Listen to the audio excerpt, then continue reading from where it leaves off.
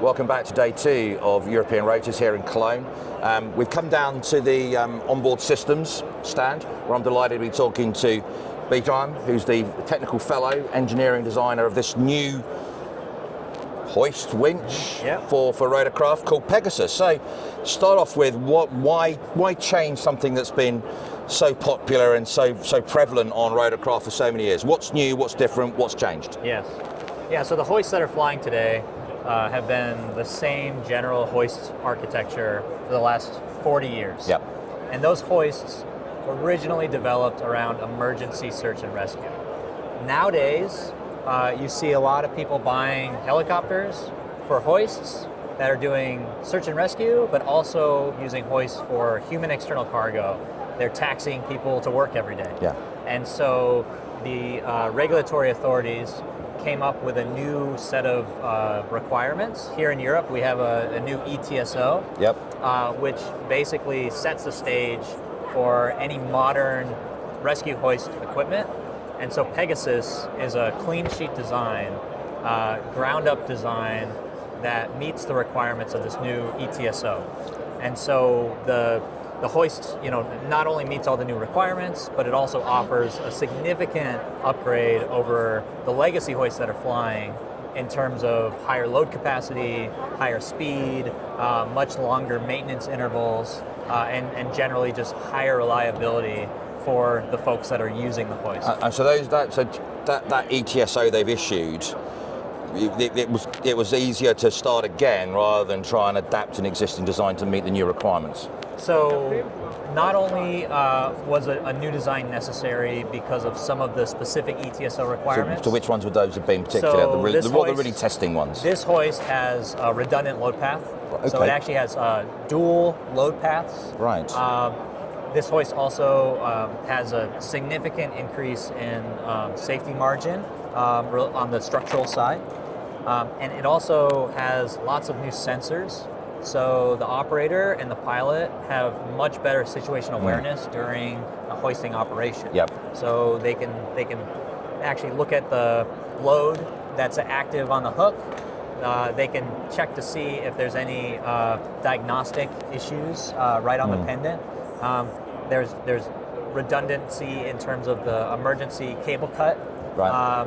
So there's a lot of design elements that would be very difficult to upgrade retrofit an old hoist, and so a clean sheet design was the way that we got here very efficiently.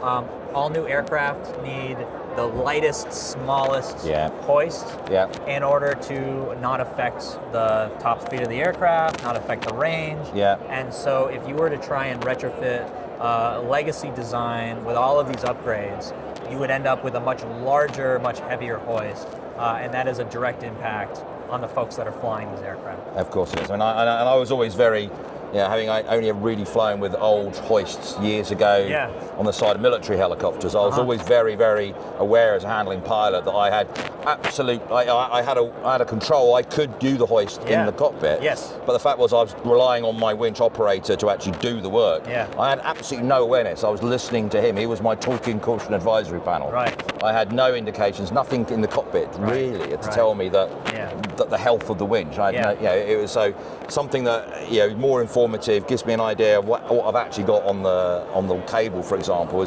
think that's really powerful, really important.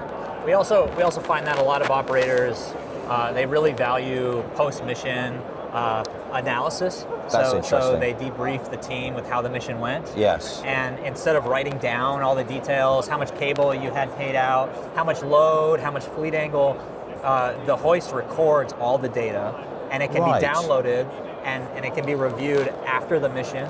So they don't have to worry about remembering all the above, so they don't have to write anything down. So they know how much cable they've potentially winched out. Yes. How much has been exposed to, say, salt water, salt air. How much I need to clean. Yes. And I presume that also has a knock-on effect down the line potentially in the amount of maintenance you have to do and when you have to do it. Absolutely.